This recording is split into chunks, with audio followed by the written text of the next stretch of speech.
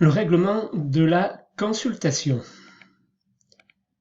Donc le règlement de la consultation, c'est un document qui fixe les modalités de la consultation.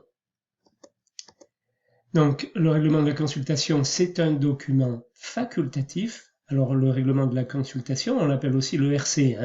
Voilà. Alors c'est un document qui est destiné à compléter l'avis d'appel à la concurrence. Donc lorsqu'on passe un marché public, il faut bien informer les gens qu'il va y avoir un appel d'offres.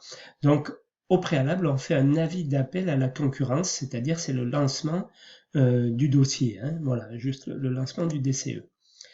Donc le RC, quant à lui, il fait partie du DCE, du dossier de consultation des entreprises, ou des documents de consultation, autres, aussi en marché privé ou autre, et n'est pas un document contractuel. On ne le signe pas, enfin c'est pas un contrat.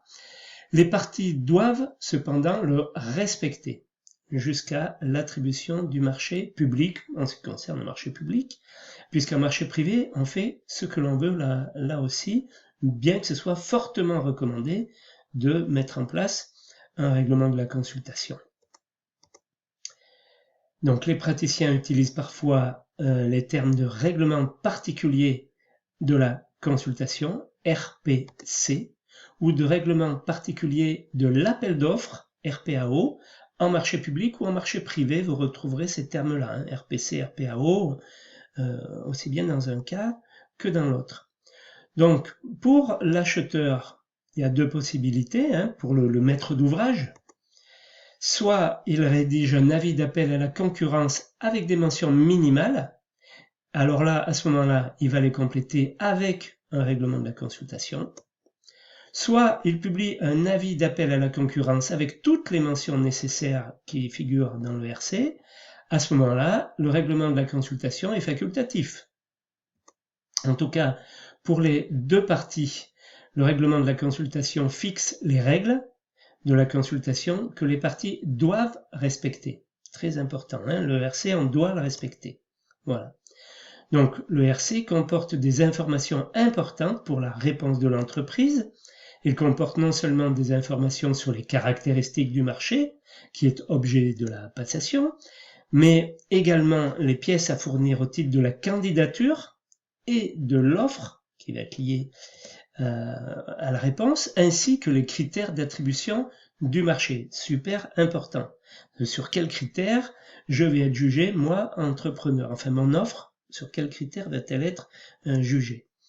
Figure également la date limite de remise des candidatures ou de remise des offres, ainsi que la date limite pour poser les questions administratives et techniques à l'entrepreneur. Donc, par exemple, un règlement de la consultation peut comporter les dispositions suivantes. Ça, c'est un modèle. Article 1, objet étendu de la consultation. Objet de la consultation, étendu, décomposition en lots, sous-traitance, co-traitance. Article 2, conditions de la consultation, durée du marché, délai d'exécution, variantes et options, mode de règlement du marché, modalité de financement, délai de validité des offres, conditions spécifiques d'exécution, contenu du dossier de consultation des entreprises, présentation des candidatures et des offres, présentation, alors ça c'est l'article 4, article 5, critères de sélection des candidatures, 6, conditions d'envoi et remise des plis, 7, renseignements complémentaires, 8, dispositions complémentaires, par exemple. Donc voilà un exemple de règlement particulier d'appel d'offres, RPAO. Donc alors on a donc le sommaire qui, comme d'habitude, enfin vous commencez à comprendre un petit peu ce qu'il y a là-dedans. Par contre, ce que je voulais vous montrer, c'est ce qui est très important pour les gens qui vont répondre. Alors, à savoir les critères, présentation des offres, justificatifs à fournir, objet du marché, conditions d'envoi. Donc sur celui-ci, on voit comment, voilà, qu'il y a des variantes, la détermination des lots. Là, ils n'ont pas, donc vous voyez que là-dedans, ils n'ont pas mis de critères, alors que pour cet autre projet, de la même manière, on a la décomposition par l'eau, la maîtrise d'œuvre, la composition de la maîtrise d'œuvre, hein, le BE structure, enfin l'architecte, le BE structure, le BE fluide, l'économiste, l'OPC, le bureau de contrôle SPS. Bon, commençons élaborer les variantes, le délai d'exécution, les modifications de détails au dossier de consultation, délai de validité des offres, propriété intellectuelle des projets, il en est question évidemment, présentation des offres, sous quelle forme, composition des offres, remise et conditions de transmission, donc au format DUM, etc. Conditions de transmission aussi. Redatage, alors ça, tout ce qui comporte aujourd'hui la dématérialisation, c'est quelque chose de très important. Savoir comment tout ça va se passer par voie numérique, la signature électronique, enfin voilà. Là, ce que je voulais vous montrer, c'était le jugement des offres. Donc, ce jugement sera effectué dans les conditions prévues du code de la consommation et de l'habitation.